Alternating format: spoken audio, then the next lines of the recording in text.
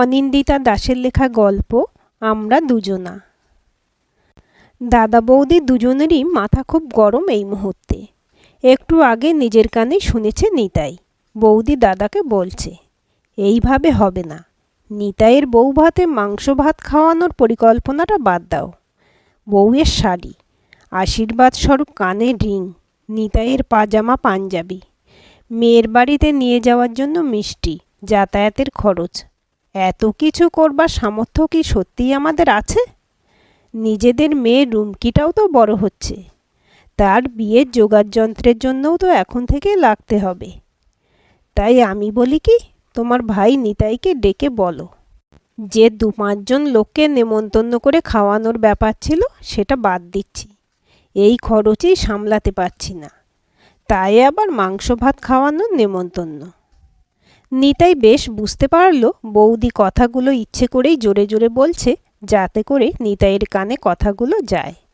দাদা একটু গোবেচারা প্রকৃতির বলে নিতাইকে ডেকে কথাগুলো নিজের মুখে বলতে লজ্জা পাবে, সেজন্যই এমন রাগারাগি চিৎকার চেঁচামেচি করে এই কথাগুলো নিতাইয়ের কানে বৌদি দিয়েই ছাড়ল। আবার সেই চাপ চাপ কষ্টটা হচ্ছে নিতাইয়ের। মা মারা যাওয়ার পর থেকে নিতাই খেতে বসলে ওর সামনে বৌদি ভাতের থালা দিয়ে যখন মুখটা কেমন যেন বৃষ্টি মতন করে রাখে, তখনও এই কষ্টটা হয় নিতাইয়ের। কি যে অসহায় লাগে তখন। অথচ ওষুধের দোকানের মাইনেপত্র বাবদ যা পায় তা থেকে নিজের জন্য খুব সামান্য কিছু রেখে পুরো টাকাটাই নিতাই দাদা বৌদির হাতে তুলে দেয়। বন্ধুরা কত বলে, নিতাই নিজের ভবিষ্যতের কথা ভেবে একটু টাকা জমা। নিতাই ম্লান হাসে। ওদের বলতে পারে না, দাদা বৌদি সবই জানে যে নিতাই কত মাইনে পায়। তা সত্ত্বেও ওরা কোনোদিনই বলেনি যে কিছুটা টাকা নিতাই যেন একটু নিজের জন্যও জমায়। নিতাইয়ের ভবিষ্যতের কথা কখনোই দাদা বৌদি ভাবে না। তাই 50 বছর বয়স হয়ে যাওয়ার পরও নিতাইয়ের বিয়ে দেওয়ার কথা কখনোই ভাবেনি ওরা। মাস 2 আগে চাকদা থেকে সেজো মাসিমা অনেক দিন বাদে বেড়াতে এসেছিলেন নিতাইদের বাড়িতে। সেজো মাসিমার অবস্থা ভালো। চিরকালই নিতাই আর ওর দাদাকে ভালো মন্দ উপহার দিয়ে এসেছেন সেজো মাসিমা। মা চলে যাবার পরেও প্রত্যেক বছর পুজোতে নিয়ম করে 2 বোনপোকে জামা কাপড় দেন তিনি। বৌদিকে ভালো শাড়ি দেন। বৌদির মতো দজ্জাল মহিলাও সেজো মাসিমাকে বেশ সমঝে চলে। তাই এহেন সেজো মাসিমা এসে খুব খানিক চোটপাট করলেন দাদা বৌদির উপর। চেঁচিয়ে বললেন, নিতাইয়ের এবার একটা বিয়ে দাও। ও তো যা রোজগার করে সবটাই তোমাদের হাতে তুলে দেয় শুনেছি, অথচ খুব একটা ভালো ব্যবহার যে তোমাদের থেকে পায় না সেটা বেশ বুঝতে পারি। অনেক কষ্ট করে এই বাড়িটা দিদি জামাইবাবু তুলেছিলেন। এ বাড়িতে নিতাইয়েরও অধিকার আছে। আমার চেনা একটা খুব ভালো মেয়ে আছে। ভাই ভাজদের সংসারে থেকে ওরও বিয়ে হয়নি। অসম্ভব কাজের মেয়ে, দর্জির কাজ করে বেশ 2 পয়সা রোজগার করে। এ সংসারে এলে নিতাইকে খুবই যত্নে রাখবে ও। তোমাদের যদি না পোষায় তাহলে নিতাইকে তোমরা আলাদা করে দাও। এখন থেকে বউ নিয়ে নিতাই আলাদাই খাবে। অনেক ভেবেচিন্তে বৌদি রাজি হয়ে গেল নিতাইয়ের বিয়ে দিতে। আসলে বিয়েটা না দিলে আত্মীয় মহলে একটা কথা উঠবে। এতদিন ধরে নিতাইয়ের মাইনেপত্রের সিংহভাগ ভোগ করে দাদা বৌদি নিতাইকে যে ভালো রাখেনি সে ব্যাপারটা নিয়ে শোরগোল হবে। আর তাছাড়া নিতাইয়ের বয়স বাড়ছে, সুতরাং তাকে দেখাশোনার হ্যাপা অন্য কেউ এসে সামলাবে, সেটাই সব দিক দিয়ে সমীচীন হবে বলে মনে করছে দাদা বৌদি। সেজো মাসিমা আরও বললেন, নিতাইয়ের মাইনের টাকার বেশ খানিকটা করে তোমরা নিশ্চয়ই প্রতি মাসে ব্যাংকে জমিয়েছ। তা থেকে ছোট করে একটা বৌভাতের অনুষ্ঠান হয়ে যাবে। পুরো ঘটনাটাই বড্ড নির্বাক হয়ে গিয়েছিল নিতাই। বিয়ে মানে তো অনেক দায়িত্ব। এই বয়সে বেশ সামান্য মাইনেতে ব্যাংকে সেরকম কিছু জমা পুঁজি ছাড়া আর একজন মানুষের দায়িত্ব নেওয়া কি সহজ ব্যাপার? তার উপর আবার মেয়েটি বাপের ঘরে কোনোদিন সুখ পায়নি। নিতাই তো তাকে একটুও যত্ন করতে পারবে না। পয়সার জোর না থাকলে কি আর সোহাগ করা সম্ভব? তবু সেজো মাসিমার প্রবল চাপাচাপিতে শেষ পর্যন্ত চাকদায় গিয়ে মেয়ে দেখে এসেছে নিতাই দাদা বৌদির সাথে। শান্ত নির্বিরোধী মেয়েটিকে দেখে নিতাইয়ের মনে হয়েছে ও মেয়েরও একটা নিজের সংসারের বড় স্বাদ। ভাইয়ের সংসারে ঝিগড়ি করতে করতে বড় ক্লান্ত মেয়েটি। 7 পাঁচ না ভেবে তাই নিতাই রাজি হয়েছে বিয়েতে। ঠিক ওর নিজের মতোই হবে আর একজন দুঃখী মানুষকে নিয়ে একবার শেষ চেষ্টা করবার বড়সড় স্বপ্নটা দেখেই ফেলেছে নিতাই। মেয়েটির সঙ্গে সামনাসামনি অথবা ফোনে একটাও কথা হয়নি, কিন্তু ওই প্রায় মধ্য 40-এর মেয়েটি মানে সীমা তার নির্বিরোধী নীরব দৃষ্টি দিয়ে বুঝিয়ে দিয়েছে নিতাইকে, চলো দুজনে প্রায় হেরে যাওয়া ছাপোষা মানুষ মিলে একটা নতুন সংসার গড়ে তুলি। বৌভাতের খরচপত্র কমানোর জন্য বৌদির চেঁচামেচিতে খুব খারাপ লাগছে নিতাইয়ের। একটা শুভ অনুষ্ঠানের শুরুতেই এমন মাথা গরম করে প্রায় অভিসম্পাত দিয়ে বৌদির বাক্যবাণ বর্ষিত হওয়াটা যে কি মন খারাপ করে দিচ্ছে। কি যে করে নিতাই। হঠাৎ মোবাইলে একটা অচেনা নম্বর থেকে ফোন আসে ওর। ফোনটা ধরতেই ও প্রান্ত থেকে একটা মহিলা কণ্ঠ বলে উঠল, আমি সীমা বলছি। আপনার সঙ্গে একটু বিশেষ দরকার ছিল আমাদের বিয়ের ব্যাপারে, কিছু কথাবার্তা বলবার জন্য। আজ একবার শিয়ালদা স্টেশনের দিকে একটু আসতে পারবেন বিকেলের দিকে? আসলে আমি একটু বড় বাজার যাচ্ছি, আপনার সঙ্গে দেখা করতাম। নিতাই আলগোছে হ্যাঁ বলতেই সীমা বলে, সাউথ স্টেশনে টিকিট কাউন্টারের দিকে দাঁড়াবেন। আমাকে চিনতে পারবেন তো? আসলে একদিনই তো মাত্র দেখেছেন। নিতাই বলতে পারল না, তোমার ওই সব কিছু সহ্য করে নেওয়ার অপরিসীম ক্ষমতা মাখানো চোখ দুটো ভুলি কি করে। নিতাইকে নীরব থাকতে দেখে সীমা বলল, আসবেন কিন্তু অবশ্যই।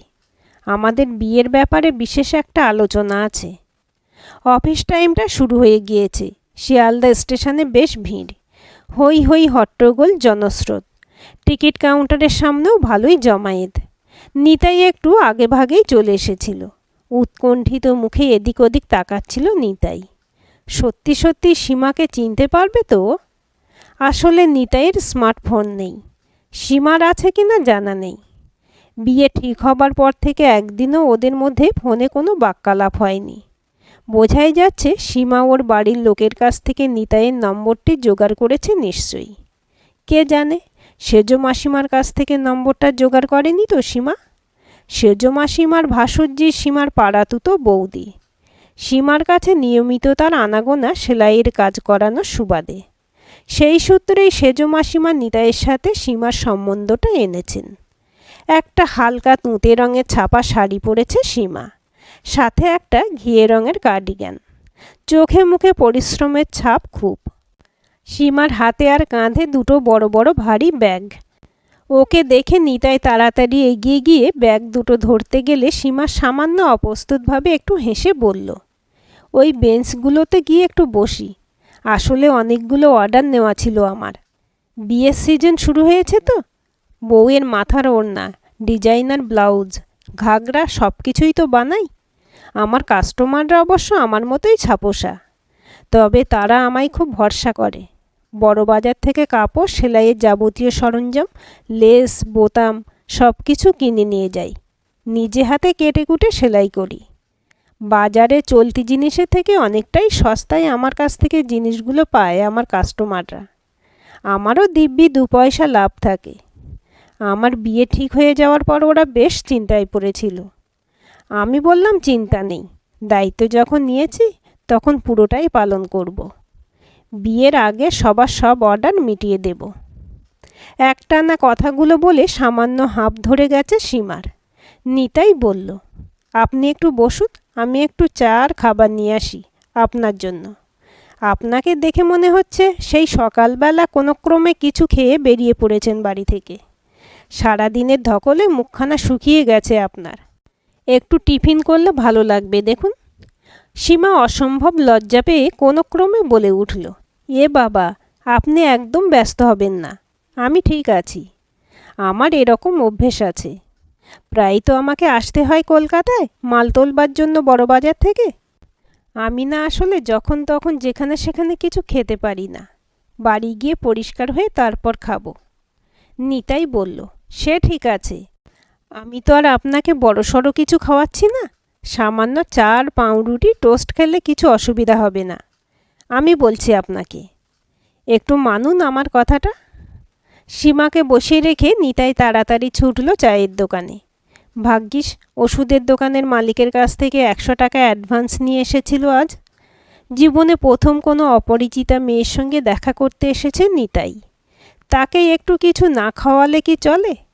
আরও কিছু টাকা হাতে থাকলে ভালো হতো, কিন্তু মাসের মাঝখানে বৌদির কাছে কিছু চাইলে বৌদি কিছুতেই দিত না। খারাপ লাগছে নিতাইয়ের খুব। মাসের প্রথমে সেই যে গুনে গেঁথে ওর মাইনের প্রায় সিংহভাগ টাকাটাই বৌদি নিয়ে নেয়, এতে এতকাল কোনো অসুবিধা না হলেও আজ বড্ড অস্বস্তি হচ্ছে নিতাইয়ের। বিয়ের পরেও যদি এমন ধারায় চলতে থাকে তাহলে তো সীমাকে কখনোই নিজের পছন্দ মতো ছোটোখাটো কিছু কিনেও দিতে পারবে না নিতাই। কি হবে তাহলে? বিয়ের পরে কেন, বিয়ের সময়ও যদি স্ত্রীকে নিজের ভালো লাগার মতো সামান্য কিছু কিনে দিতে চায় নিতাই, তাহলেও তো তা সম্ভব নয়। সেরকম জমানো পুঁজি কিছুই যে নেই নিতাইয়ের। খুব পরিতৃপ্তি সহকারে সীমা ধীরে ধীরে চা টোস্ট খাচ্ছে। দেখেই বোঝা যাচ্ছে বড্ড খিদে পেয়েছিল মেয়েটার। কে জানে, বাড়ি থেকে হয়তো শুধু চা আর বিস্কুট খেয়েই বেরিয়েছিল সীমা। যদিও বোঝা যাচ্ছে নিতাইয়ের মতো অবস্থা ওর নয়, হাতে 2 পয়সা থাকে। তবুও সীমার মতো মেয়েরা বড্ড ঘরোয়া হয়। যখন তখন যেখানে সেখানে কোনো কিছু খাওয়ার অভ্যেস এদের থাকে না। এমন যদি হতো যে সীমা প্রত্যেক দিন ডেলি প্যাসেঞ্জারি করে কলকাতায় চাকরি করতে আসে, তাহলে হয়তো বা রাস্তায় কিনে কেটে খাওয়ার অভ্যাসটা তৈরি হতো। কিন্তু এই মেয়ে তো বোঝা যাচ্ছে মাসে হয়তো একবার বা 2 মাসে একবার কলকাতায় আসে মাল তুলতে। তাই জন্যই বাইরে খাওয়ার অভ্যাসটা গড়ে ওঠেনি সীমার। খাওয়া শেষ হলে মুখ মুছে সীমা নিতাইকে বলল, আমাদের বিয়ের অনুষ্ঠানটা নিয়ে একটু বলার ছিল আপনাকে আমার। আসলে আমার তো মা বাবা নেই, আপনি জানেন। দাদার ভাইয়েরা কেউ দাঁড়িয়ে থেকে ওরকমভাবে সামাজিক অনুষ্ঠান করে বিয়েটা দিতে চাইছে না আমার। দাদা ও ভাইদের বউদের সবার বক্তব্য, বুড়ো বয়সে ওসব ধাস্টামো করার কি দরকার। আমি যতদূর দেখেছি আপনার দাদা বৌদিও খুব একটা ইচ্ছে নেই বোধহয় সামাজিক অনুষ্ঠান করে রীতিনীতি পালন করে বিয়ে দেওয়ার। আমি ঠিক বলছি? নিতাই আলতো করে মাথা নাড়াতে সীমা বলল, আমার মনে হয় একদিক থেকে এটাই ভালো হবে। আমাদের বিয়েতে তো আর অন্যরা কোনো খরচ দেবে না। যা কিছু খরচ আপনাকে আর আমাকেই করতে হবে। এতদিন কষ্ট করে যা একটু পুঁজি জমিয়েছি আমি, আমার মতো করে আর আপনিও হয়তো বা সেগুলো এসব অনুষ্ঠান করে খরচ করে লাভ নেই। দুজনের কারুরই তো কোনো স্থায়ী চাকরি নেই আমাদের। সবটাই একটা অনিশ্চিত ভবিষ্যতের পথে পাড়ি দেওয়া। তাই উৎসব করে বিলাসিতা করাটা আমাদের পোষাবে না। আমি ভাবছি আমার জমানো পুঁজির বেশ খানিকটা তুলে যদি দুজনের নামে একটা ফিক্সড ডিপোজিট করে নিই, সুদ বাবদ যা পাবো 2 বছর বা 5 বছর পরে, সেটা তো আমাদেরই ভবিষ্যৎকে ভালো রাখতে কাজে লাগবে, তাই না? সীমার কথাগুলো শুনতে শুনতে নিতাইয়ের চোখে জল চলে এসেছে। এত গভীরভাবে ভেবেছে মেয়েটা। সত্যি বড্ড লক্ষ্মীমন্ত সীমা। সেজ মাসিমা ঠিকই বলেছিলেন, এমন মেয়েরা সংসার গড়তে জানে। নিতাইয়ের এত ভাগ্য যে এমন একটা ভালো বুঝদার মেয়ে ওর জীবনে আসতে চলেছে। শিয়ালদা স্টেশনের ক্রমবর্ধমান বিপুল ভিড়, ট্রেন ছাড়া ও থামার আওয়াজ, হকারদের চিৎকার, জনতার কথোপকথন, সব কিছু ছাপিয়ে নিতাই অকপটে বলে গেল ও নিজের আর্থিক অবস্থার কথা সীমাকে। খুব মনে হচ্ছে নিতাইয়ের এক্ষুনি সবটুকু খুলে বলে ফেলা উচিত সীমাকে, না হলে বড্ড দেরি হয়ে যাবে। নিতাই যে প্রায় কপর্দকশূন্য একটা অনিশ্চিত ভবিষ্যতের মানুষ, সেটা না জেনে সীমার ওকে বিয়ে করাটা কি ঠিক হবে?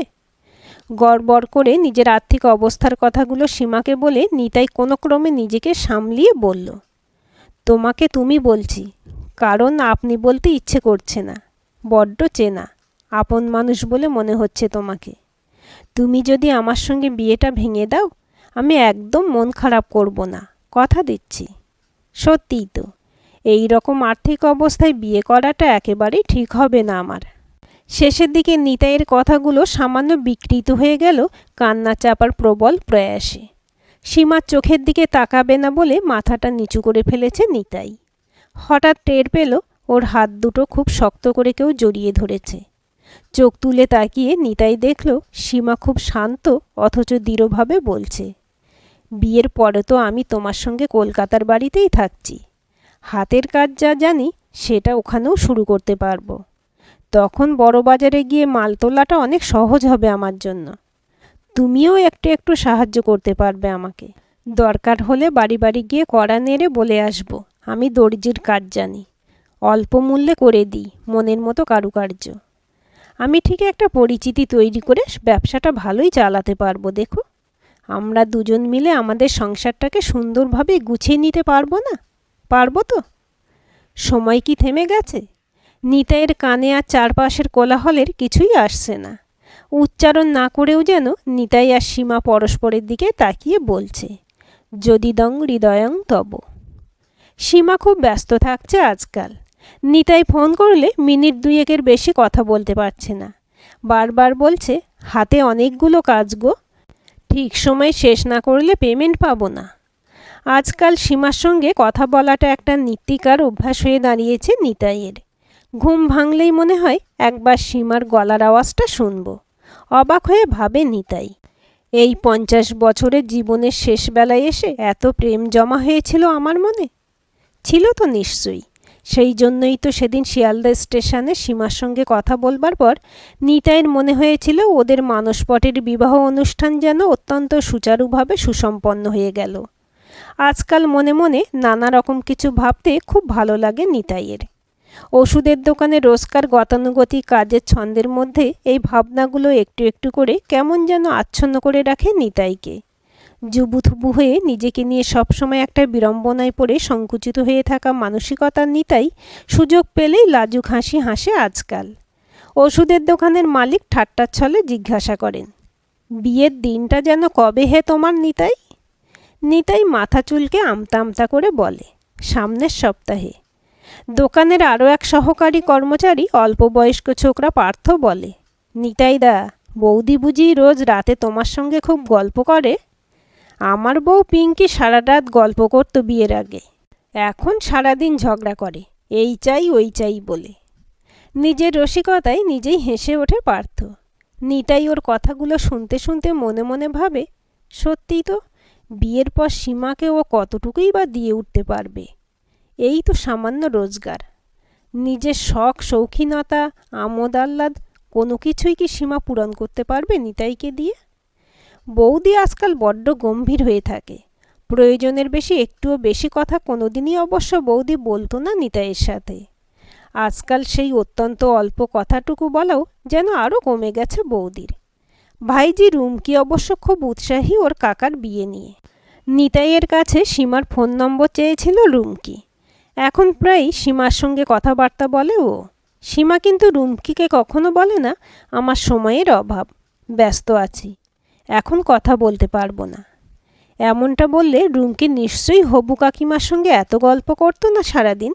সময়ে টানাটানির কথা যত কিছু নিতাইকে শুধু শোনানো হয় সীমার। তবে একটা আশ্চর্যের ব্যাপার হলো, সীমা কি টের পেয়ে যায় নিতাইয়ের ভাবনা চিন্তাগুলো? মেয়েটার ব্যাপার স্যাপার দেখে তো আজকাল সেটাই মনে হচ্ছে খুব নিতাইয়ের।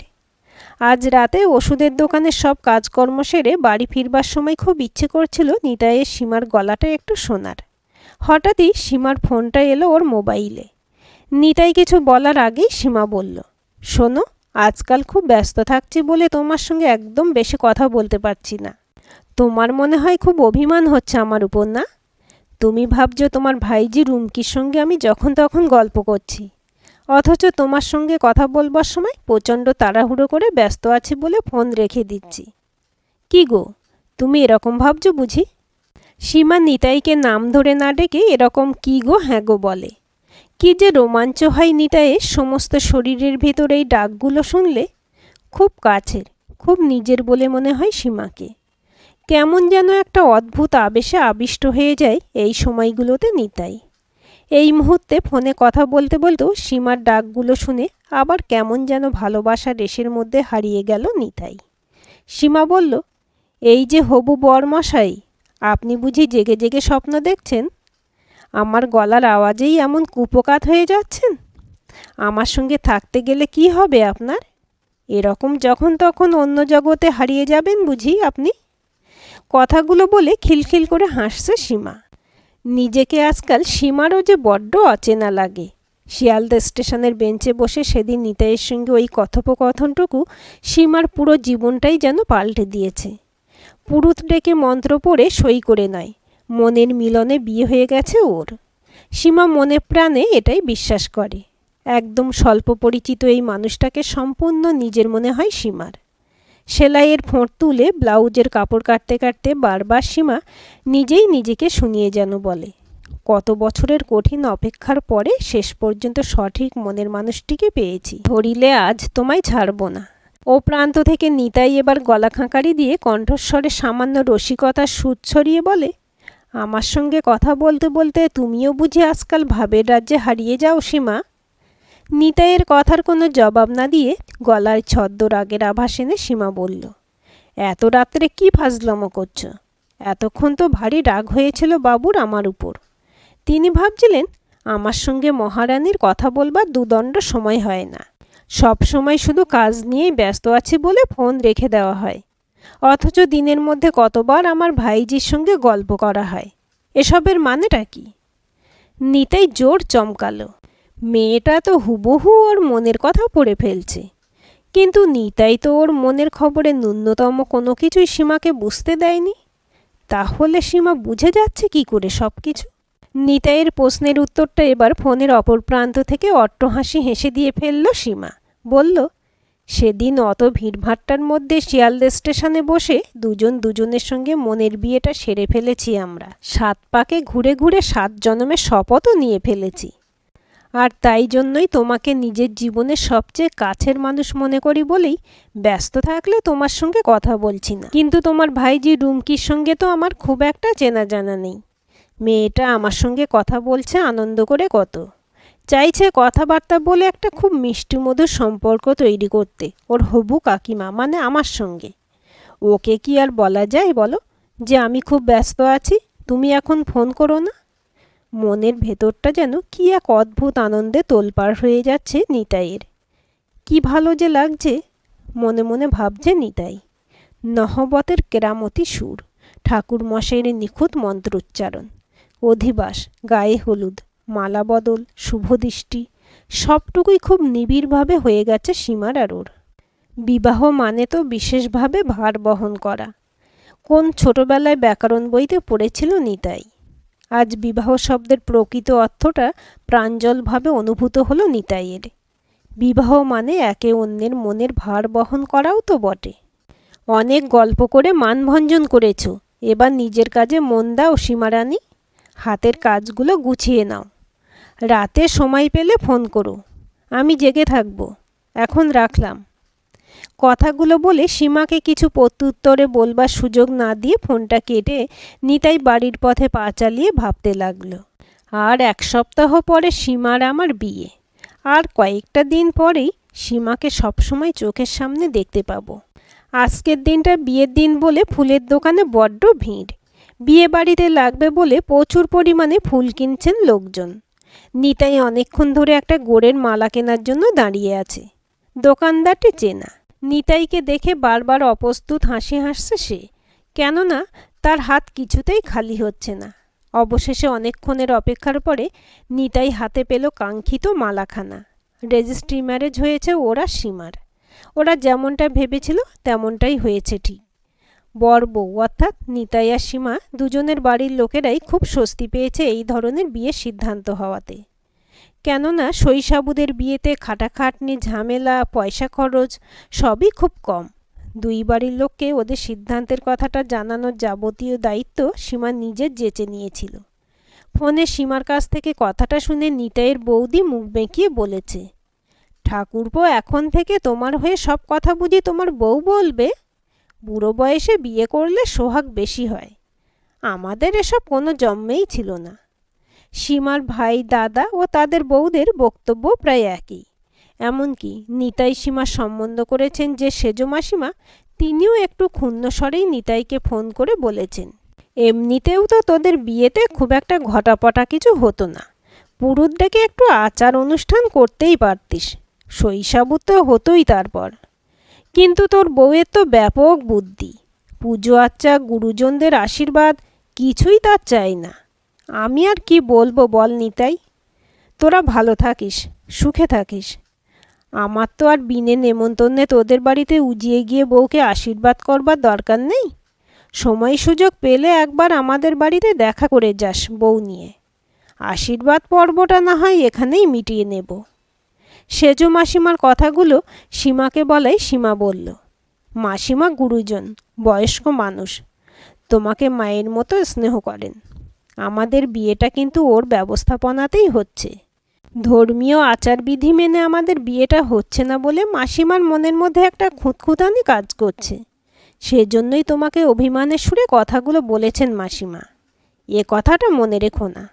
বিয়ের পরে আমরা যুগলে গিয়ে ওকে প্রণাম করে সব অভিমান ভাঙিয়ে দেব। সীমার কথার মধ্যে এমন একটা আত্মপ্রত্যয় থাকে যে কথাগুলো বিশ্বাস করে বড্ড স্বস্তি পায় নিতাই। সেজ মাসিমার মানভঞ্জনের ব্যাপারটা তাই খুব সহজেই নিতাই সীমার উপর ছেড়ে দিয়ে শান্তি পেয়েছে। গতকাল চাকদা থেকে সীমার দাদা বৌদি, ভাই, ভাজ আর দাদার ছেলে মেয়েদের সাথে সীমার নির্দিষ্ট সময়ে উপস্থিত হয়েছিল রেজিস্ট্রি অফিসে। দাদা বৌদি আর ভাইজি রুমকির সাথে নিতাইও চলে গেছিল ওখানে সময় মতো। রেজিস্ট্রি পর্ব শেষে সামান্য জলযোগের ব্যবস্থা ওরা কর্তাগিন্নি মানে নিতাই সীমা মিলেই করেছিল। সীমা নিতাইকে আগে থেকেই বলে রেখেছিল বলে বিয়ে করতে যাবার সময় সঙ্গে করে খাবার দাবার নিয়ে গিয়েছিল নিতাই। জনপ্রতি একটি করে প্যাকেটে ফিশ ফ্রাই, 2 রকমের মিষ্টি, সিঙ্গাড়া আর ফ্রুটি। পাত্রকন্যা দুই বাড়ির তরফে সাক্ষীরা সই করলেন। একে একে সই করল সীমা আর নিতাই। সামান্য উলুধ্বনি আর মালা বদলের পর সীমার সিঁথি রাঙিয়ে দিল সিঁদুরে। বেনারসি পরেনি সীমা। একটা লাল রঙের কম দামি হ্যান্ডলুম শাড়ি নিজের হাতে তৈরি করার ডিজাইনার ব্লাউজ দিয়ে পরেছে সীমা। নিজের শাড়ি ব্লাউজের সঙ্গে রং মিলিয়ে ওদের বাড়ির সব মেয়েদের এবং নিতাইয়ের বৌদি আর ভাইজি রুমকির পোশাকও তৈরি করে দিয়েছে সীমা। একই রঙের পোশাকে সব মেয়েরা সুসজ্জিতা হয় একযোগে সবাইকে দেখতে লাগছিল বেশ। বিয়ে শেষে নিতাইদের বাড়িতে চলে এলো সীমা। কোনো বাসর পর্ব সমাধা হয়নি ওদের। রুমকির সাথে ওর ঘরে শুয়ে পড়েছিল সীমা। গতকাল কাল রাত্রির সমস্ত নিয়ম মেনে আজ নিতাই আর সীমার ফুলশয্যা। দাদা বৌদির ভাবগতিক দেখে নিতাই বেশ বুঝেছে যে ফুলশয্যার কোনো আয়োজন ওরা করবে না। সীমাও বারবার বারণ করে দিয়েছে কোনো রকম বাড়াবাড়ি করতে। নিতাই তাই ফুলশয্যা রাতে সীমাকে উপহার দিল একটা গোড়ের মালা। সীমার হাত দুটো ধরে কেমন যেন অপরাধীর মতন কণ্ঠস্বরে নিতাই বলল, বিয়ে উপলক্ষে অনেকগুলো টাকা খরচ হয়ে গেল তোমার। আমি তো কোনো খরচই করতে পারলাম না। রেজিস্ট্রির পরের খাবারের প্যাকেটগুলোও ধারে কিনেছি তুমি টাকা দিয়ে শোধ করে দেবার ভরসায়। কি যে খারাপ লাগছে আমার সীমা। আমাদের এখানে নতুন জায়গায় নতুনভাবে তোমার সেলাইয়ের কাজ শুরু করতেও তো দেরি হবে। ততদিন কি করে সংসার চালাবো আমরা? ভাবগতিক দেখে মনে হচ্ছে দাদা বৌদি আমাদের সামনের মাস থেকেই আলাদা করে দেবে। আজ ফুলশয্যা রাতে সীমা পরেছে একটা ফলসা রঙের তাঁতের শাড়ি। সিঁদুর পরে ভারী মিষ্টি দেখাচ্ছে ওকে। সীমার চোখের ক্লান্তিও খানিকটা দূর হয়েছে যেন। নিতাইয়ের বুকে মাথা গুঁজে সীমা ফিসফিস করে বলল, তুমি আর আমি দুজনে মিলেমিশে শক্ত হাতে হাল ধরলে সংসারটাকে ঠিক দাঁড় করিয়ে ফেলতে পারবো। কাল থেকে আমি কাজে নেমে যাব। যতজনের কাছে পৌঁছাতে পারি পৌঁছাবো, লোকের বাড়ি বাড়ি ঘুরে। রুমকি বলেছে আমাদের বিয়ের দিনের ছবিগুলো সব ফেসবুকে পোস্ট করে ওর বন্ধু বান্ধবকে বলবে যে আমাদের সব মেয়েদের পরনের ব্লাউজগুলো আমার হাতে তৈরি। এভাবে সোশ্যাল মিডিয়াতে বিজ্ঞাপন দিলে নাকি অনেক লোক জানতে পেরে যোগাযোগ করে নেয়। আমি খুব আশাবাদী জানো, আমার সেলাইয়ের কাজ আমি খুব তাড়াতাড়ি শুরু করতে পারবো। তাছাড়া আমার চাকদাতে যে সমস্ত নিয়মিত খদ্দেরেরা রয়েছে তারা কথা দিয়েছে মাসে একবার করে ওখানে আমি গিয়ে তাদের কাছ থেকে অর্ডার নিয়ে আসতে পারবো। ওরা ওদের যাবতীয় যা কিছু আমাকে দিয়েই বানাবে। সুতরাং বসে আমি থাকবো না একদমই। সেজন্যই তো আর কিছু আসবাবপত্র সঙ্গে করে না আনলেও আমার সেলাইয়ের মেশিনটা যৌতুক হিসেবে এনেছি তোমাদের বাড়িতে। এই মেশিনটা দিয়ে কাজকর্ম চালিয়ে সংসার আমাদের গড়গড়িয়ে চলবে। এবারে তুমি নিশ্চিন্ত তো? সীমা নিতাইকে না হয় আজ ফুলশয্যা রাতে ওদের নিজেদের মতো করে একটু ছেড়ে দিই আমরা। ওদের ভালোবাসার সোহাগ মাখানো প্রথম রাতের যাবতীয় কথা না হয় ওদের একান্ত ব্যক্তিগত সম্পদ হয়েই থাক। একে অন্যের পরিপূরক হয়ে সপ্তপদী 7 বচন অত্যন্ত নিষ্ঠার সঙ্গে পালন করবে ওরা দুজনেই। আজকের গল্পটি কেমন লাগলো কমেন্ট করে জানাবেন। ভালো লাগলে লাইক হাইপ শেয়ার করবেন আর চ্যানেলটি সাবস্ক্রাইব করে বেল আইকনটি ক্লিক করে রাখতে ভুলবেন না।